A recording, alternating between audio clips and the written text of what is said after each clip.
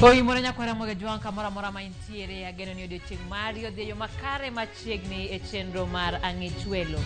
Ramogi gik mathoth osetimore ka bende jotelo mayande oyier osechamo muma ka bende waikore ne jatend piny ma bende biro chamo muma chieng' tich ariyo mar juma manyien. Od bura mar Senate kachiel koda mano mamalo odiochieng' manyoro jo od bura ne ochamo muma mar apisi. Gima bende koro nyiso ni telo lokore.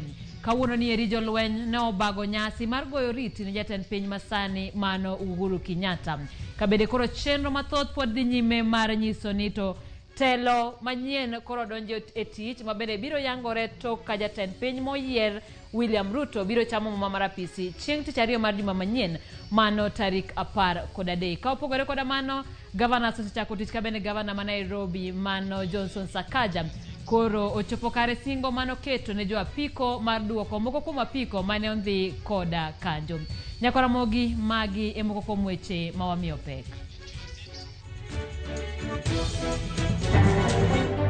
On behalf of the entire KDF fraternity, to thank you very much, and we look forward to interacting with you even in your retirement. Jolweny mapacho ka ogoyo riti ne jatend piny Uhuru Kenyatta e nyasi makende ka odhi e rutaya. Wamenyo moko kuom rem kaachiel kod dongruoge sirikand Uhuru Kenyatta.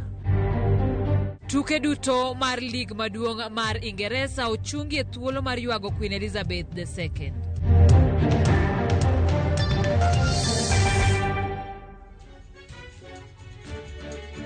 Machiegni Ramogi par ni nyalo twak kodwa e namba wa mena 36000 kata mbui magwa mag oganda kama oting'o Facebook, Instagram, Twitter kaachiel koda YouTube. Machiegni nyinga Simfros Okinda, jaloko marwa Winnie Adoyo.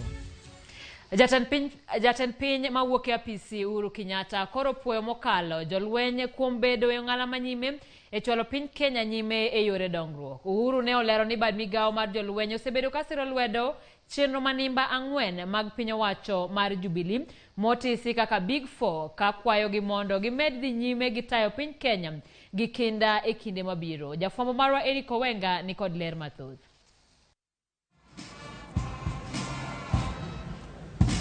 Elap ma Ulinzi Complex e kambi malang'at bore ka saa 5:30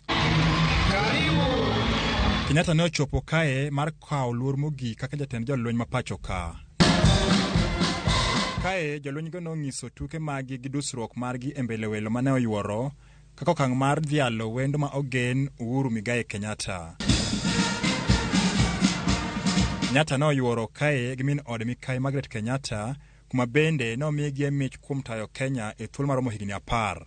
Kenyatta kane oyudo thuolo mar twak kindeno nomiyo puoch gi pak ne jolweny kuom chung' kod piny owacho mar Jubilee e yo mag dongruok. I appreciate the support and participation that KDF has rendered not just in the security sector but also in our national development.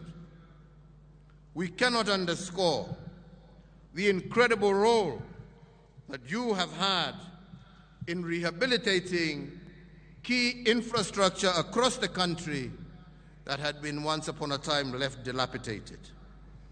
The Nairobi-Nyanyuki, the Nairobi-Nakuru-Kisumu meter gauge railway, the Kisumu dockyard, Mbita Causeway, the Kenya Meat Commission, just a few. And all these are a dream that have come true to many Kenyans whose contribution to livelihoods, our people, will be hugely impactful, especially to those who live in pastoral areas who now have a consistent and ready market for their livestock. Sechego bende Uhuru nosungo piny Kenya kaka mano mosebedo ka tego weche mag arita kwe ok Kenya kende to e piny mangima. For your commitment and dedication to duty, your selfless service to our country, and I ask that you remain steadfast and support the incoming administration just like you have supported my administration and that of my predecessors. To korka kore to jatend bad migawo mar jolweny ma pacho ka Robert Kiboshi to nosingo ni apisas mage biro medo nyayo kendo tego kwe e thuru ka kinde duto. Your Excellency, you must be proud as you relinquish command on Tuesday that you have left behind one of the finest military institutions in this continent. This we continue to promise that we will continue to execute our mandate of protecting the territorial integrity of Kenya in keeping with our motto, Ulinzi Daima. The security sector has adequately espoused robust measures to mitigate unprecedented domestic as well as transnational terrorism threats. Nyasi no yuore gi jotend migepe mopogore opogore ka otelni kod mano mar jolweny Eugene Wamalwa e kind jotend arita mamoko. Kenyatta mosebedo jatend jolweny kochakre dwe mar Ang'wen higa mar 2013 notieko nyasi no ka ogonyi kaka jatend jolweny e log tich mar jolweny. Ungeweza kustaafu, mmeongoza kwa hekima, kiongozi mwema. Eric Owenga, Ramogi TV. Ndalo koro kwanore kendo tend Uhuru Kenyatta ni e kindene mogik kodong' dala ng'wen to chiwo telo ne jatend piny manyien William Ruto. E higni 10 ma okalo Kenyatta ne obedo kod chenro mopogore opogore kendo oganda jo Kenya nigi mathoth biro paro go jatend piny mar ang'wen. Ochieng' Emmanuel nigi ler mathoth.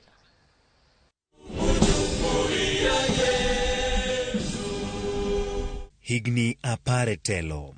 Jatend piny Kenya mar ang'wen Uhuru Kenyatta biro wuok e telo ayanga tarik 15 dweni e nyasi mar chwalo telo ne jatend piny moyier William Ruto. Osebedo kod chenro mage mag dongruok ka kod kacha. Bende osebedo kod reme mamoko ma ok osechopo kare. Oganda jo Kenya nigi paro mopogore opogore wi tende to kod kaka gibiro pare to ka osewuok e telo. Oganda kaunti ma Kisumu puoyo kuom chenro mag dongruok mane okelo ahinya tok mosro kod ogai mar ODM Raila Amolo Odinga manotimore dwe mar 3 higa mar 2018. The President Uhuru Kenyatta makoro wanonyalo pare gik mang'eny. Kisumu kanche wan marach kabisa. To kane gimosore gi former Prime Minister Raila Odinga bebe no chung president gik mang'eny manoneno Kisumu kama nokelo. Ne waneno port kokelo ka, Garincho okelo karka, shipyard okelo karka, Milinchi gero karka. Koro ne wan ga gi hope kuom Uhuru Kenyatta. Koro kata kodhi la kamano tam norumo lakini pod wabro pare. Erokamano maduong' kuom bedo mose bede sirkal kendo se bedo ko biro Kisumu ka nitie projects mano chako, wan gi port, wan gi railways, nyecho biro yao EPZ yo airport kocha, mago gin maendeleo. Oganda kaunti ma Migori oyango dongruoge mag wang' apaya to kod bero chenro mag ohala ma osedongore kaunti no e kinde tende. Wagone erokamano nikech kata chiro bende aneno ka sani bende wanyalo kwano e loch mar Uhuru. Anyalo pare gi ndara mawuok Busia nyaka Isibania border to border. Ndara no endo yaw nikech kanyichi ng'iye kata kiwuok gi Migori ka indi not in seriously to nyaka no Uhuru Kenyatta mosre gi Raila anno ka sani olach kendo wanyalo ringe maber, wanyalo gunyore gi geche odwokonwa ajali moko ma dongo mane bet timore wang'a yorno. Kata obedo ni ne wan jo opposition mare manoko gone kura to no parowa gi matunda moko matin mantiere kaniendi. E kaunti ma Siaya jodako yango weche mag stima ma omole kor gwenge kama duong' en mosruok manobede kinde kod Raila Amolo Odinga. Apare mokwongo kuom nderni mouro gero nyaka kuonde moko mane onge nderni. Anyalo pare kod stima mokelo manyaka udi mag lum wayude stima mokelo maonge gi michulo kod ichulo mana matin lakini in gi stima. Anyalo paro Uhuru be kod kaka jatelo manyo nyiso chia maber en ng'ama nyo humble. Nyo en ng'ama otimre nono kata wachango kume to ineno kod duoko mana konyiera nyara. Koro anyalo pare gik mang'eny en ng'ama chunye lach. Anyalo paro ker Uhuru kaka ker monotemo boluongo jo upinzani mare kendo ne gimosrego mondo mi giti kanyakla. Neno kano donjo Kisumu tiyo tich maber, waneno ka lokruok nitie dongruok obedo kamoro ka kamoro. Kendo kata kodok dala kik odog boling ka Kenya dhi marach gine jok manyalo gayo piny. Kik obedo ni koro nose adawe pod wapare seche duto pod opar jo piny gin ma ginyalo gero piny pod jatelo pod yot pod gin gi ratiro mar gero piny mondo Kenya pod osud mbele.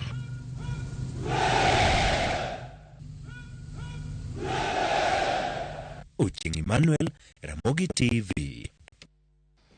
Jatend piny Uhuru Kenyatta ne oriwore kod jotelo e pinje mamoko e oro ote mar kuyo ne jopiny Ingereza kaluwore kod tho mar Queen Elizabeth mar ariyo. Uhuru ne otene nopuoyo Elizabeth kuom chiwore ne konyo oganda mawuok e pinje mathoth. Omedo ni piny Kenya ochung' kod piny Ingereza e kindeni mar kuyo.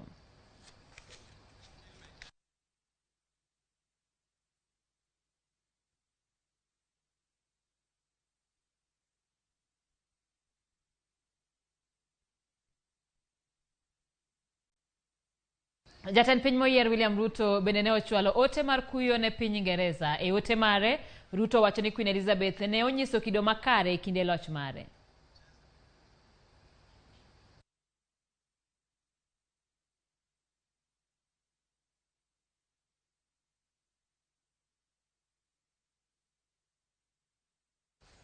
Ramogi kuom higni 69 Malkia mar ariyo Elizabeth ne nie kom loch mar piny Ingereza.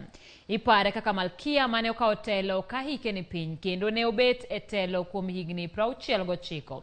Osepuoye kaluwore kod chuny mane en go ne oganda kendo tudruok mane oketo e kind Ingereza kod pinje mamoko. Ray Polo miyowa sigand Queen Elizabeth mar ariyo. Malkia Elizabeth mar ariyo ne onyuol kod hawi mar telo kendo ne odak e telo kuom higni 69.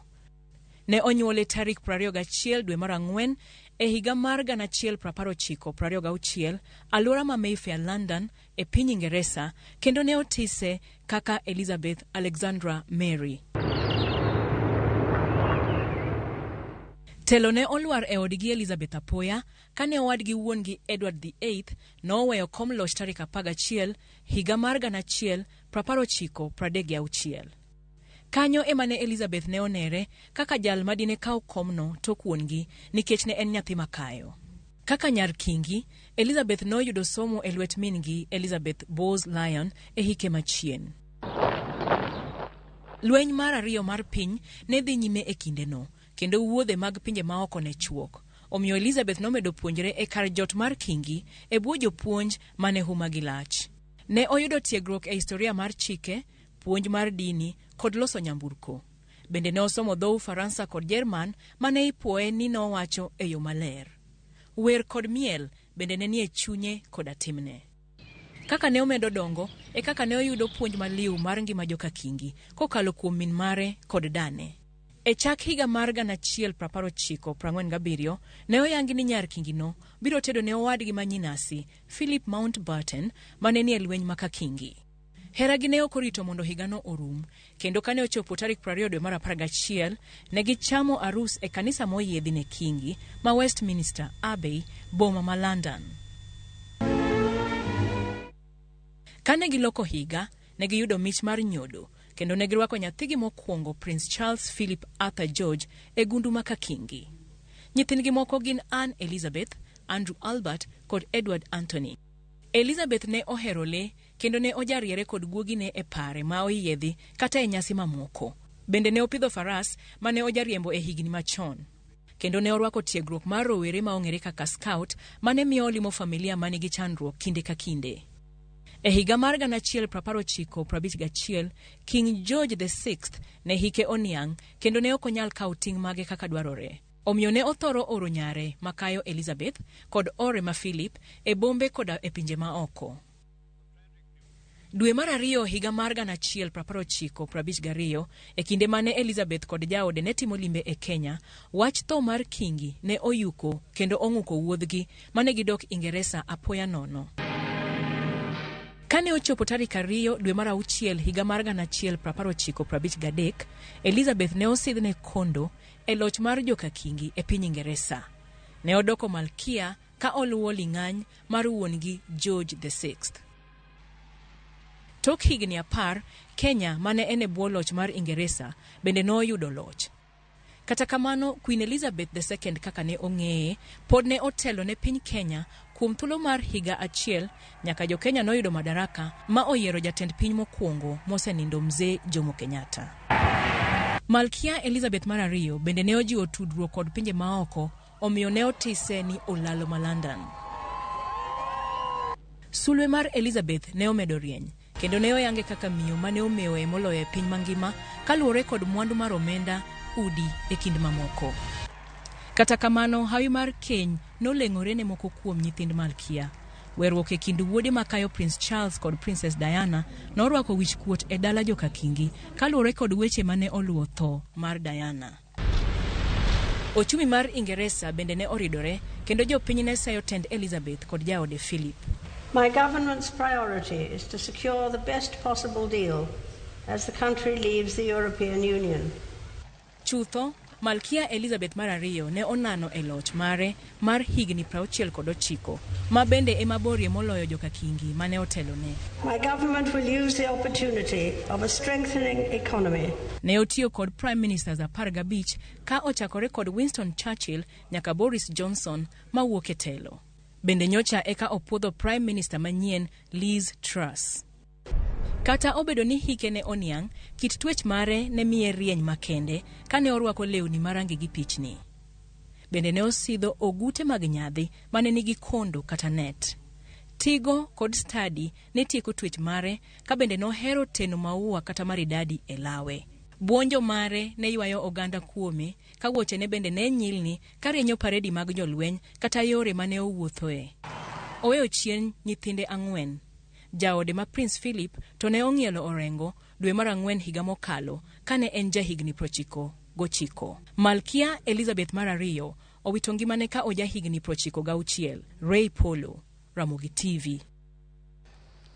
Toka men mane obede od bura odiochieng' manyoro gikone kweth mar Kenya Kwanza noyudo loch tok yiero Moses Wetangula kaka spika kod Gladys Bosholei kaka jalupne. Chris Owino noluwo kaka lochno ne ochopo negi.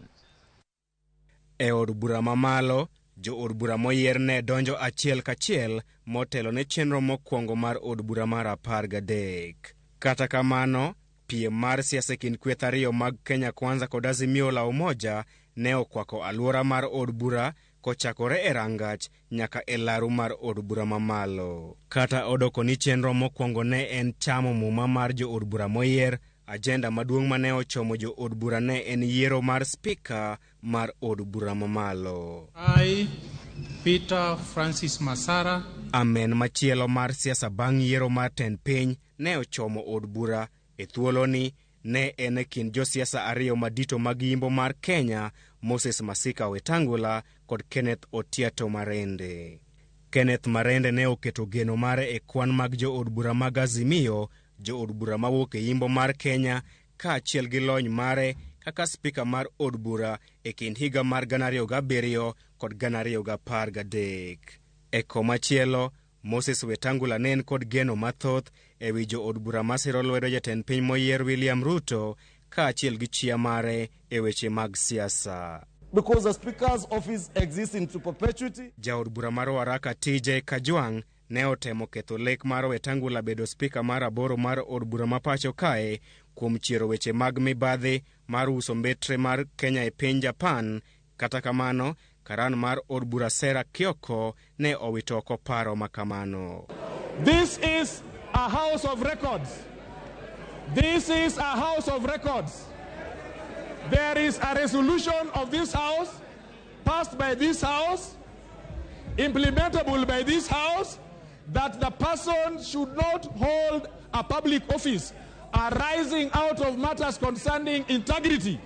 That this house doesn't have the tools and the equipment to do a serious investigation. So the resolution of this house was sent to other bodies, the way we do, to the DCI, to the Auditor General, to the AACC.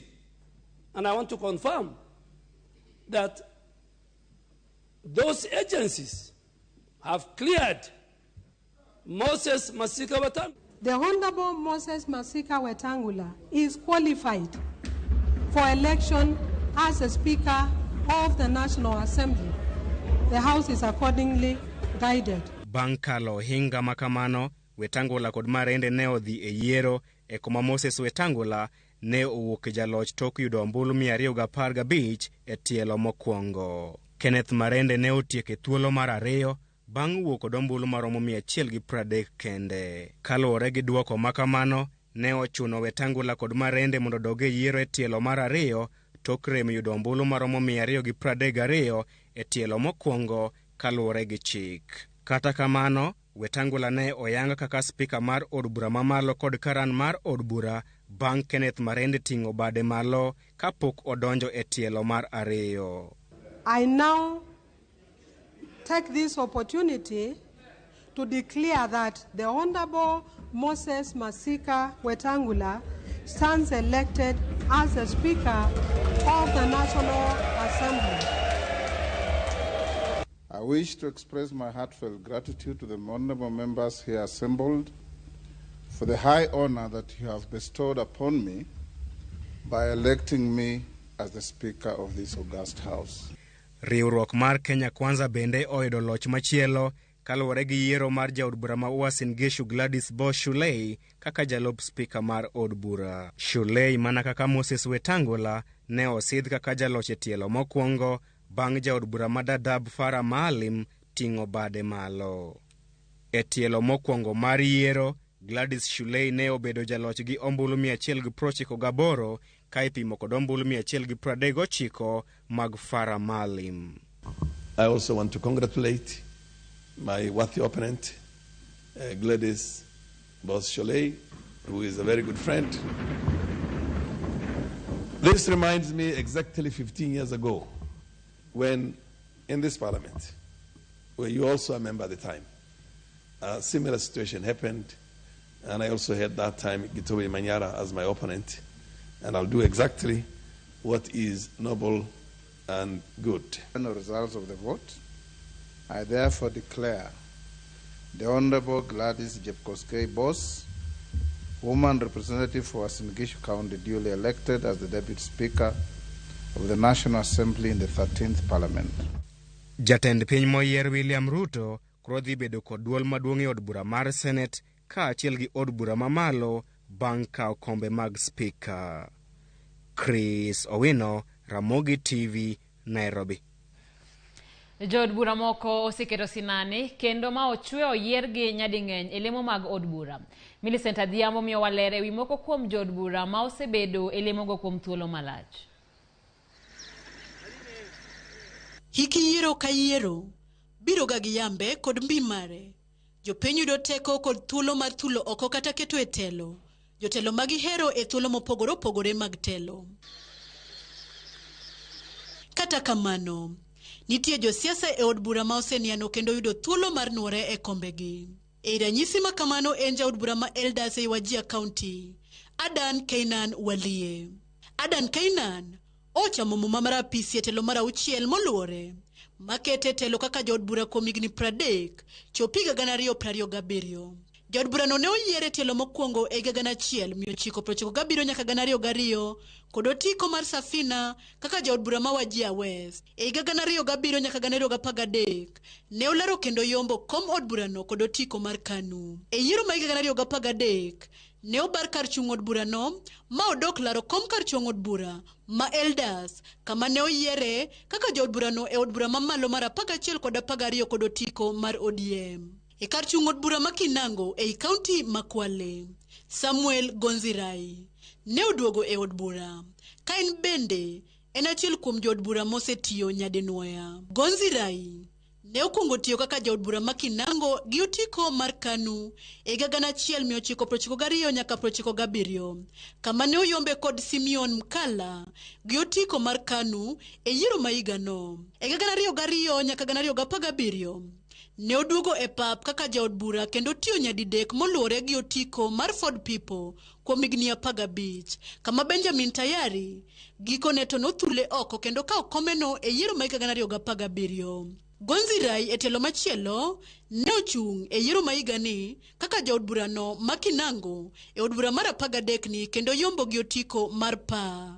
E gwenge ma Kaluo nitie jood bura mani kod sigana mar tiyo kuom thuolo malach kendo nuore e od bura. E kar chung' od bura ma Kisumu East, Shakil Shabir mani odonjo e od bura no 2007 gi otiko mar ODM ne oduoke kom kaka jaod bura no e tielo mar 4 ka ochung' kende. Jaod bura ma Bondo Gideon Ochanda nosiro kom e tielo mar 3 bang' donjo e od bura e higa mar 2013. E kar chung' od bura ma Suna East, Junet Mohamed nuore kaka jod bura makono e tielo mar adek. Jod bura ma Homa Bay Town Peter Opondo Kaluma en achiel kuom jod bura ma oseyier nyadidek moluore gi otiko mar ODM. Kama nokwong yiere kaka jaod bura e 2013 tok pogo rangwe nyadiriyo manogolo kar chung' od bura ma Homa Bay Town kod rangwe. Kuom jod bura ma mine, Millie Akoth Odhiambo en achiel kuom jod bura ma Wakeini ma osetiyo kuom thuolo malach. Millie Odhiambo ne okwongo tiyo kaka jaod bura mogwel gi ODM e 2007. E 2013, Millie Odhiambo noyier kaka jod bura ma Suba North e kaunti ma Homa Bay kendo nyaka sani oseyiere tielo mar adek gi otiko mar ODM. Millie oten gi Alice Wahome mar kar chung' od bura ma Kandara mane osiro kome e od bura e tielo mar adek e 2013. Komachielo, jod bura ma kaunti ma Siaya Christine Ombaka oseyier koro e tielo mar ariyo tok ne yiere tielo mokwongo e 2017 kaka jod bura ma kaunti no. Jod bura ma Wakeini moko oting'o Jessica Mbalu ma Kibwezi East kod Recho Nyamai ma Kitui South ma bende duto odonjo od bura e tielo mar adek. E od bura mar Senate, josiasa ma sigandgi dhi nyime oting'o seneta ma Homa Bay Moses Kajwang' mane ochako yier kendo e tielo mar adek bang' kane odonjo e siasa yiero ma adundo bang' to seneta mokwongo ma kaunti no Gerald Otieno Kajwang' e 2014. Mamoko gin seneta ma Elgeyo Marakwet Kipchumba Murkomen, Aaron Cheruyot ma Kericho kod nyawadgi ma Bungoma Moses Wetangula masani bende ne oyier kaka spika mar od bura mamalo. Yiero ka yiero, jopiny goyo kogno jotelo kaluwore gi kaka gisetiyo kod geno magingo. Josiasa bende giwegi temo e yiero ka yiero mondo wembe mar jopiny kik ng'adgi. Millicent Adhiambo, Ramogi TV, Kisumu County.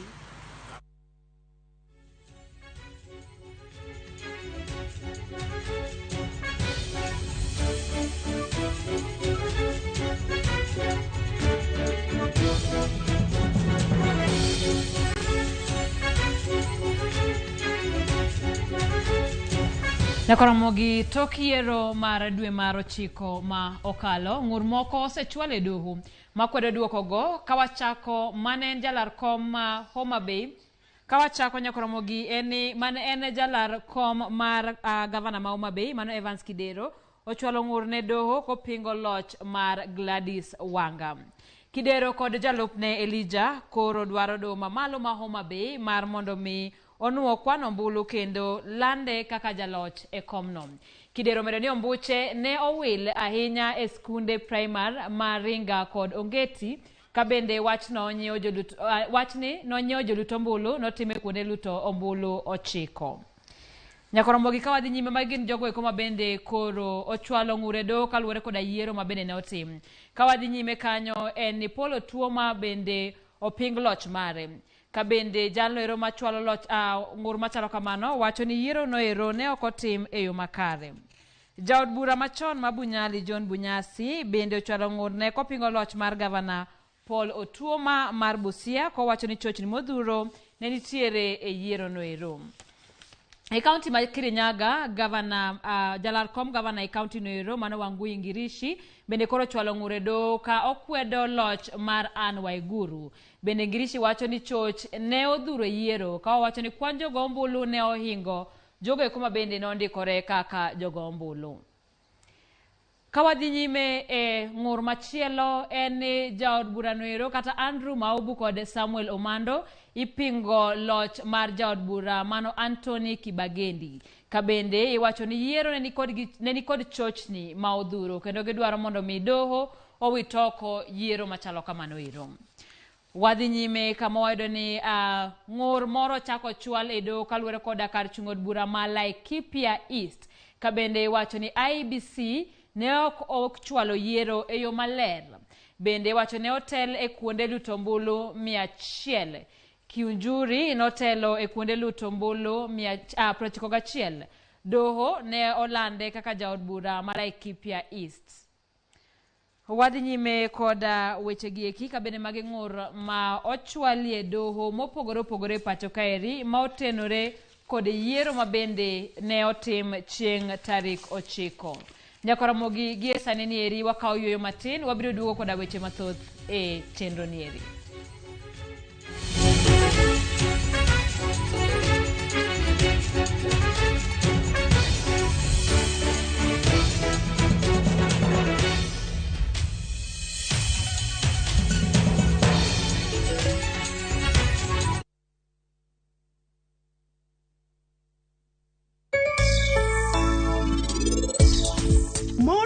ohero pesa. Kech wach pressure eka.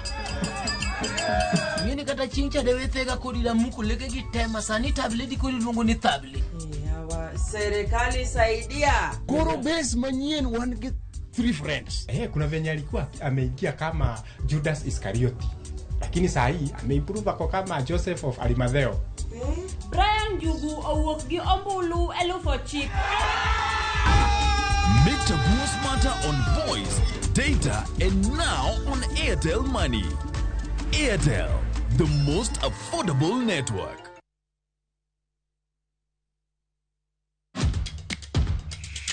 Epewe mag tuke mayero, hero maradhula, kendo ipako gilo. Tudri kod James Opondo, Japicha, gi Milton Ochieng Jaka Black, e pau tuke. Chieng' Ngeso ka Ngeso, chakre sa 8 odiechieng' nyaka sa 10. Mana Ramogi TV. Dwe mar 9 ni, wamedo ndhadhu e ngeso mari ka wakelo ni lokruok mag chenro. Yud thuolo mar winjo thumbe manyien e chenro mar Pado Manyien mabro biro ni chakre sa 5 okinyi nyaka sa 6. Puonjri tedo chiemo mihero e chenro mar Tedo gi Chiemo ma ibonuo chakre sa 6 odiechieng' nyaka sa 7. Tudri kod tuke mihero e pau tuke chakre sa 8 odiechieng' nyaka sa 10. Riwri kod Nginja The Entertainer gi DJ Vic e chenro mar Tiendero chakre sa 10 nyaka sa 1 mar otieno. Kik ibari e chenro mihero. Ngeso ka Ngeso mana Ramogi TV.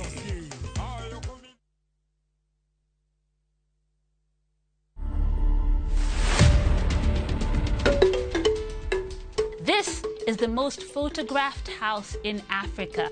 We have 5 rooms. There's a family room that can take 4 people. We have the Lamu room, Moroccan room, and the Bakuba room. Those are teams. That's simply because most of the artifacts that you'll find within those rooms are from the regions that I've mentioned. People come here just to go through the tour and learn about our heritage and see these things that most of them you can't find anywhere right now. To watch this story and more, download the Citizen Digital app today. Kenya's #1 app, Citizen Digital. Big leagues are back. Enjoy boosted odds on the English Premier League, the French Ligue 1, the German Bundesliga, La Liga, Italian Serie A, and many top leagues only on Shabiki.com. Kuwa Shabiki. Play now. Strictly not for persons under the age of 18. Betting can be addictive. Play responsibly. Shabiki.com is authorized and regulated by the BCLB. License number 416. Collect fare kwa boda au matatu ukitumia ViewPay cashless na uqualify for bima ya 100,000 shillings pamoja na medical cover ya 20k na permanent disability cover ya 100k kwa 5 bob pekee. Dial *236# today to start using ViewPay cashless.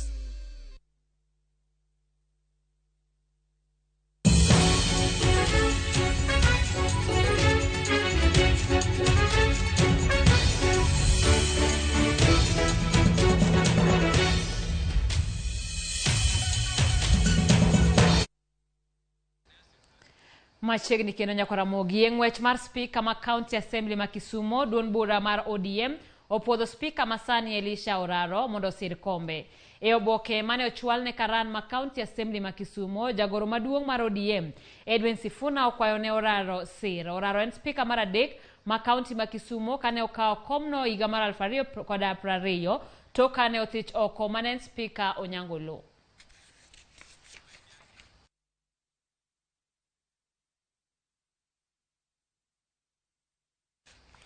Ikruok dhi nyime ne chako ayanga chenro mag od bura mar 3 mar kaunti ma Homa Bay motelo ne chenro mar yiero spika mabiro tayo twak e od burano. Ikruok makamano dhi nyime kakaran mar od burano okoni nyaka sani pok gilando thuolo mar spika kata doko ni moko kuom joma dwaro komno dhi nyime gilombo MCAs moko mar mondo miyo biosirgi. Ali Abich nigi mathoth.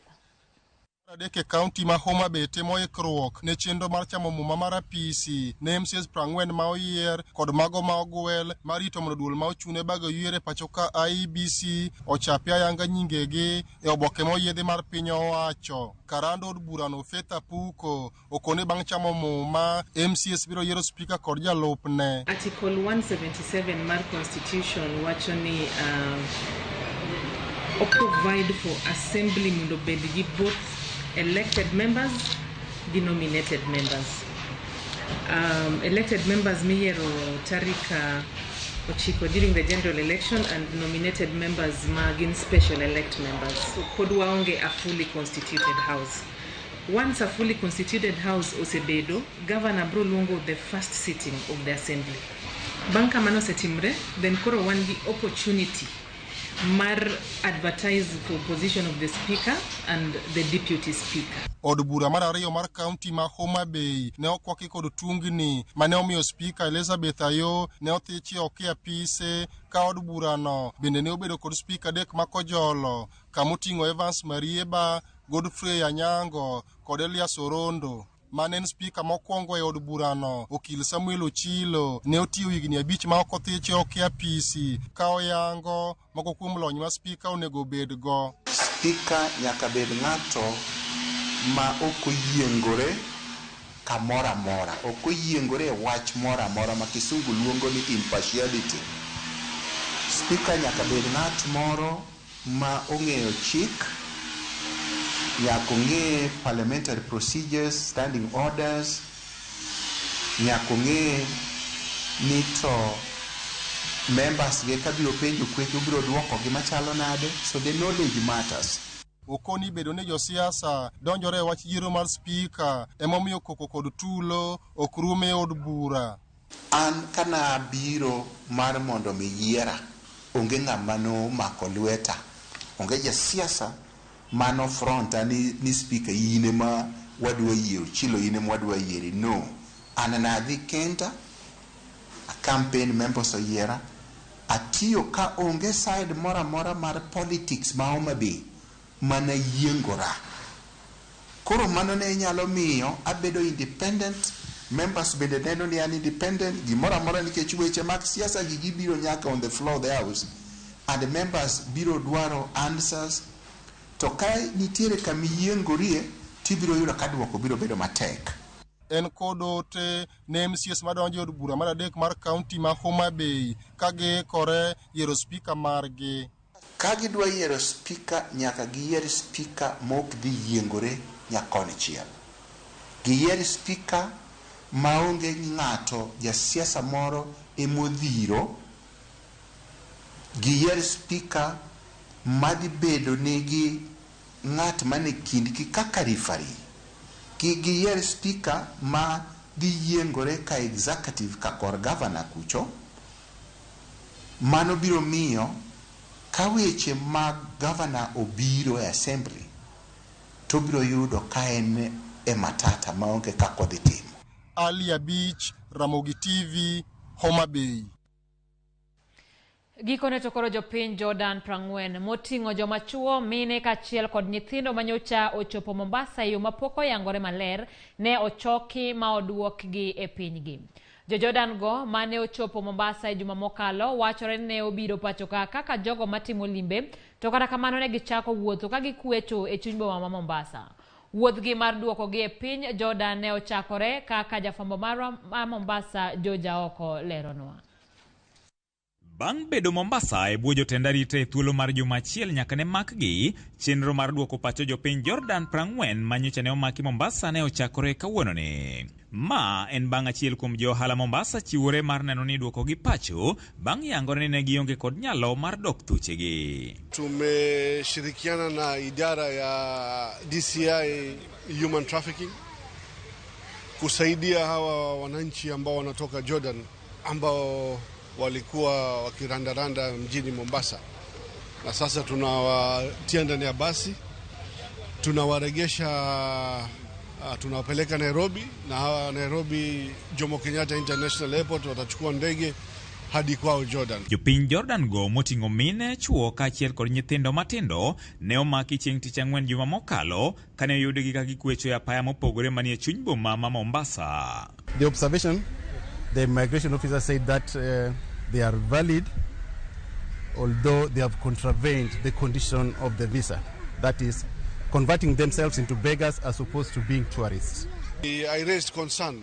Nikaona department ya human trafficking wakanieleza shida yao, na nikapigia mkurugenzi mkuu wa Mombasa Cement, ndo akaniambia peana support yako yote, tutawasaidia kwa kila kitu. Ndo nikashirikiana na department ya human trafficking, they were very cooperative. Idara ya immigration, they were very cooperative. Kaluwore gi nonro mohiu mar obila, chal ne gin jo Palestina manoringo lweny e pinygi, kendo gidhi gi jote piny Jordan kuma bang'e wacho ni ne gichako giringo ka gibiro e pacho kaka welo mabiro timo limbe mar yudo reso. And actually they have found that they are of Jordanian origin who had tourist visa.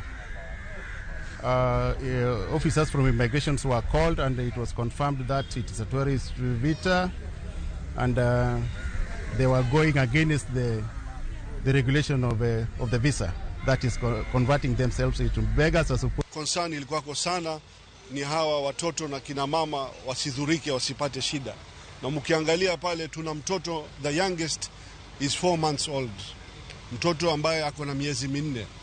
Ndio maana mkurugenzi mkuu wa Mombasa Cement alisema ni lazima tuingilie na tuhakikishe wako sawa kwa kila kitu, because wamekuja na one way ticket, tikiti ya njia moja. Ja ohala no ne ochiwore kendo ng'adonegi otiko mar ndege maduokogi duto e piny Jordan bang' kawonegi kendo chulonegi hotel magisebedo ka gidakie thuolo mar ndalo 4 mosekalo. Apisas mag immigration kaachiel kod obila ne owuok kodgi Mombasa ka kogi Nairobi e lap mar ndeke ma Jomo Kenyatta. George Aoko, Ramogi TV, Mombasa. Nyakaramogi kanyo wadwani okaw yo matin kata kamano wantiere koda weno mabende ang' ne donje studio wakaeri Sadek mabende mano en jaod bura ma Karachuonyo Adipo Okuome kabende wabiro twak e telo mar od bura mamalo. Wang'eyo ni speaker koda jalupne no oseyier. Pod wadong koda kombe moko 4 kamoting'o chief whip, kamoting'o minority leader, majority leader kachiel koda minority gi majority whip. Nyakaramogi kik bai e Sadek kama wang' wane kod chenro mar oimore. Kao kamano wadhi yuyo sani waduoko koda weche mag tuke kikidhi mabor.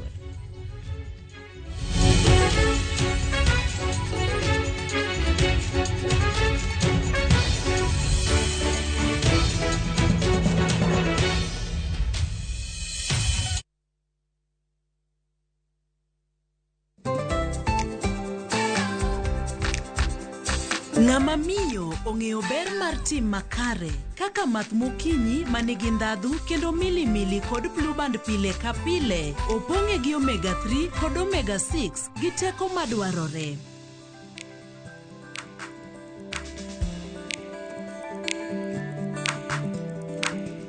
Math mokinyi gi blue band, dongruok maggi makare pile ka pile.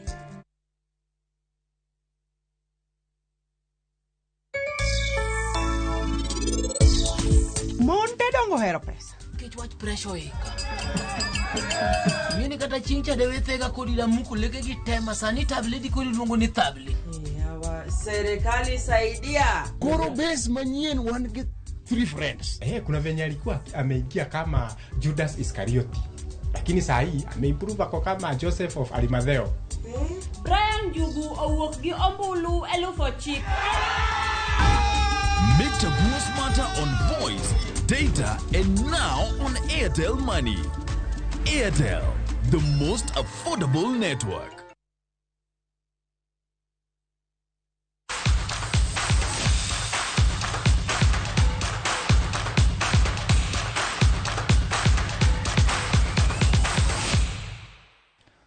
Machiegni kendo e weche mag tuke.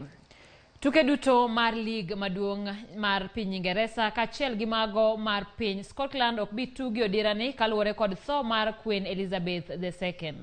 Riwruok matayo adhula e piny mar Ingeresa olero ni tuke mag Premier League, Championship League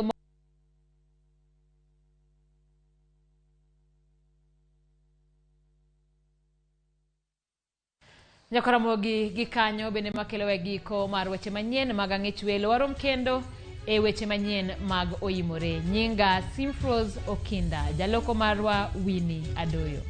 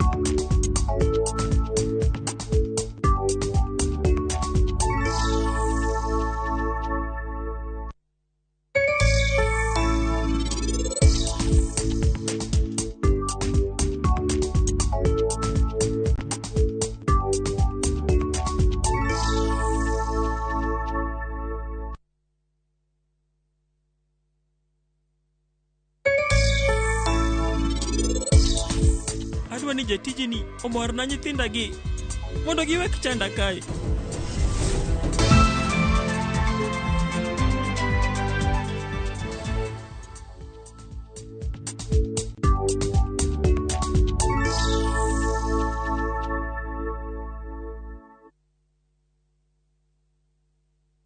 Collect fare kwa boda au matatu ukitumia ViewPay cashless na uqualify for bima ya 100,000 shillings pamoja na medical cover ya 20k na permanent disability cover ya 100k kwa 5 bob pekee. Dial *236# today to start using ViewPay cashless.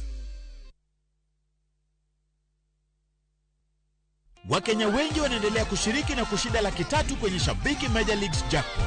Kwa majina naitwa Boniface Buvi Kitheka. Niliweza kuona ile advertisement ya wale vijana wawili wale walikuwa wameshinda each 150 na niliweza kushinda hizi 300,000. Ingia kwa mitandao, search ya Shabiki, anza kuwekelea. Kuwa mmoja wao. Cheza Major Leagues Jackpot kwa shilingi 10 pekee kwa kutuma neno MJP kwa 29063 na waweza kuwa mshindi. Shabiki Major Leagues Jackpot, the easiest jackpot in Kenya. Not for persons under the age of 18. Betting can be addictive. Play responsibly. Shabiki.com is authorized and regulated by the BCLB. License number 416.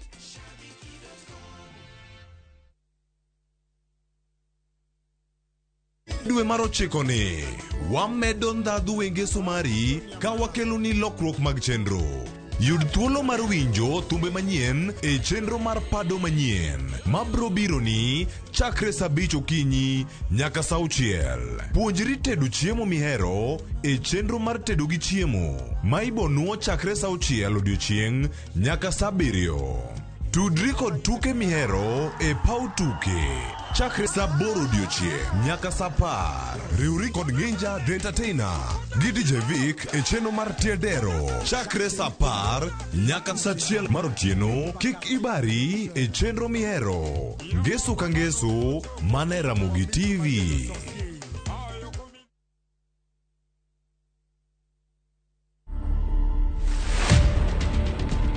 Asante sana, ngoma sana ba Naivasha. Unajua vile umetambaa kila mahali, umepepea kila mahali, hapo nisitoke about. Unajua hivyo? Najua hivyo. So nani alikuja na hiyo idea ya kushoot hiyo video? Ni wewe ama ni Tula? Ni Tula. Tukashoot akatuma. Kidogo akanipigia simu. Kitu imeenda bwana. Napenda kwenda swimming pool. Lakini si swimming pool ile ya blue ile blue. Ile bana na diagarai.